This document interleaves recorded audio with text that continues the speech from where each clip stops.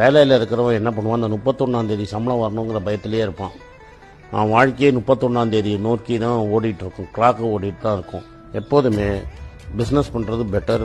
ஒரே வேலையை நீ எம்ப்ளாயியாக இருந்தும் செய்ய முடியும், கன்சல்டண்ட்டாக இருந்தும் செய்ய முடியும்னா கன்சல்டண்ட்டாக இருந்து செய்யலாம்.